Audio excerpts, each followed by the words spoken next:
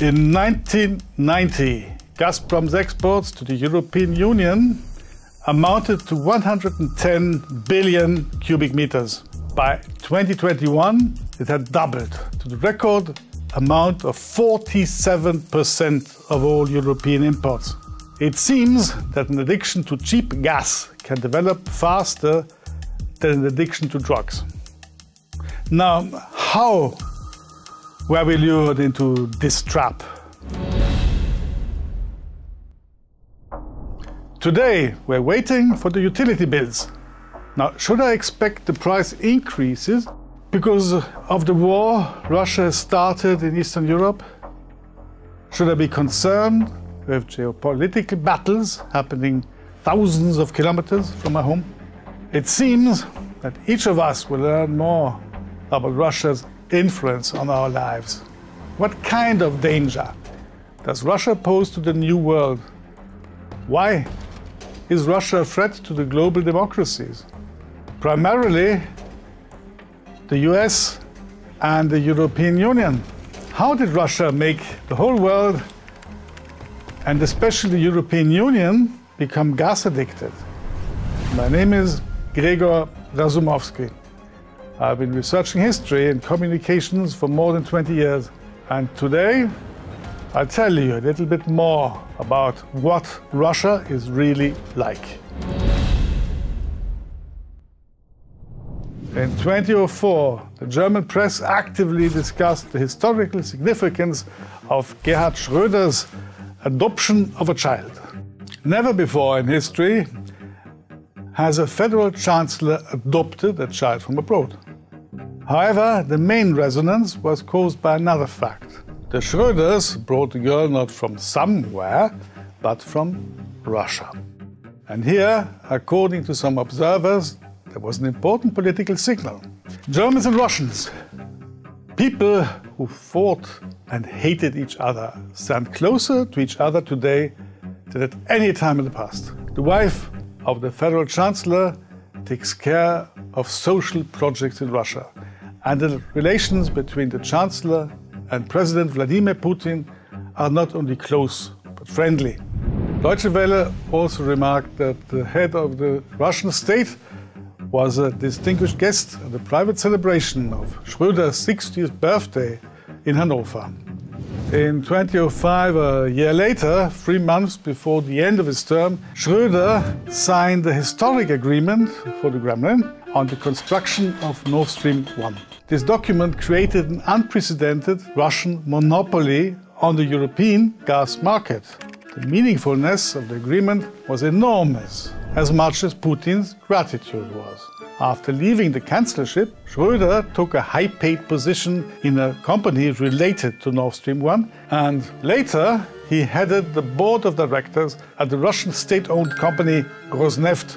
Nowadays, in the period of the crisis created by Russia, this conflict of interest has become even more obvious.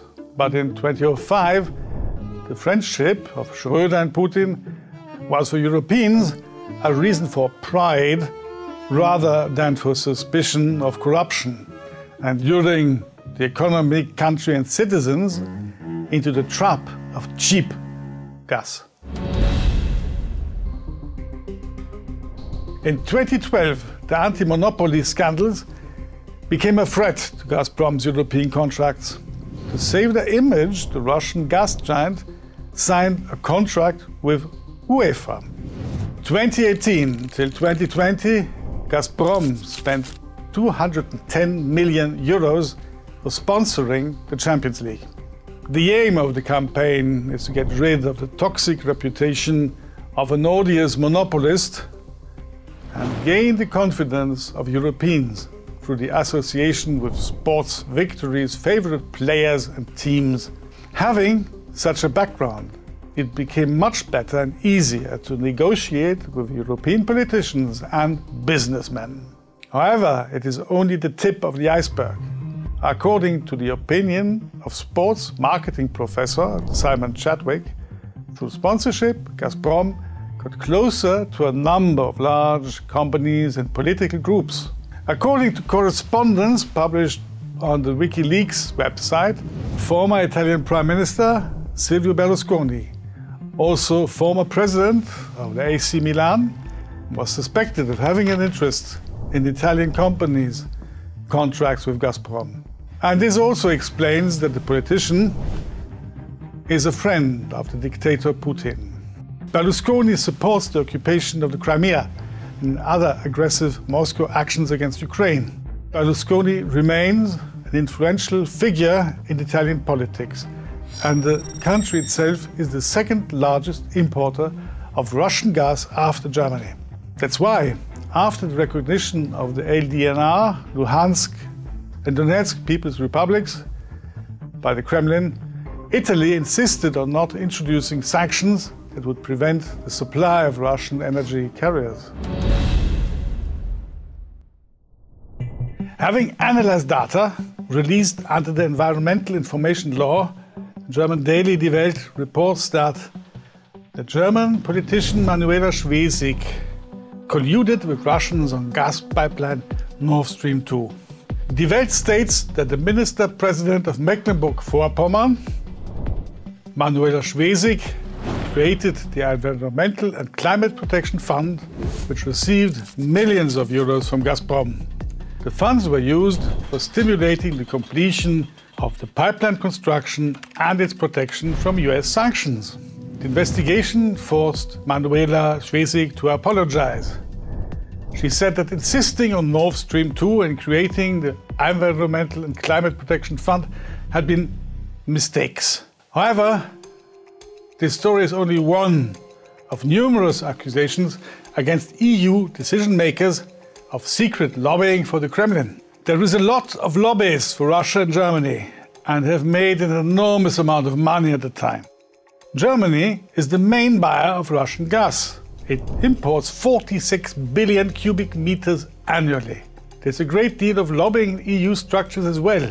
According to the Fossil-Free Politics Organization, mainly through the European Network of Transmission System Operators for Gas. The lobbying is primarily for the development of excess gas transmission and gas processing infrastructure, which exceeds the objective necessity for blue fuel. The facilities are also being built at the expense of European taxpayers. In this way, the main actors of this association, including Gazprom, clear the area for gas sales and even larger market monopolization. Depriving business of their own energy supply, the governments of European countries became hooked on cheap Russian gas.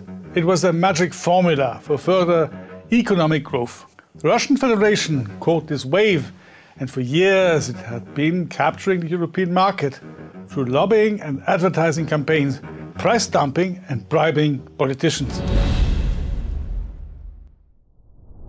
In 2021, European regulators began delaying the certification of the Nord Stream 2 gas pipeline, and in response, Gazprom began to cut gas supplies. The prices rose to a record point. This blackmail clearly demonstrates the importance of the project for the Russian authorities. The launch of Nord Stream 2 was supposed to happen during the most vulnerable period of the green energy transition in the EU. And therefore, it would inevitably entrench the Russian monopoly on the European market in case of certification. Even before this, Gazprom started a dirty game to oust its competitors. Turkmenistan belongs to the 10 largest gas exporters. It could become an alternative due to gas pipeline across the Caspian Sea, which would connect Turkmenistan and Azerbaijan with a long-range route to the European Union. However, Russia has been hindering the project for 20 years. In 2018, the Convention on the Legal Status of the Caspian Sea gave an opportunity to lay the pipeline. The Russian Federation immediately interfered, warning that it would not allow the implementation of the projects that could affect the nature of the Caspian Sea. The reason was fictitious, but it worked. As for the investors, it meant only one thing: the construction of the pipe can be blocked at the dictator Putin's will. In a similar way, Gazprom shamelessly fights against one more competitor, Azerbaijan. One of the ways to supply gas to Bulgaria should be the Trans-Balkan gas pipeline, which would allow Azerbaijani gas to compete with Gazprom in southern Europe.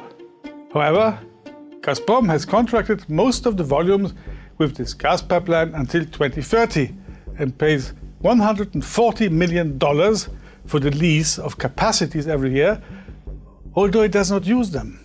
Because of this, Azerbaijan can supply Bulgaria with gas for only a third of the contracted volume.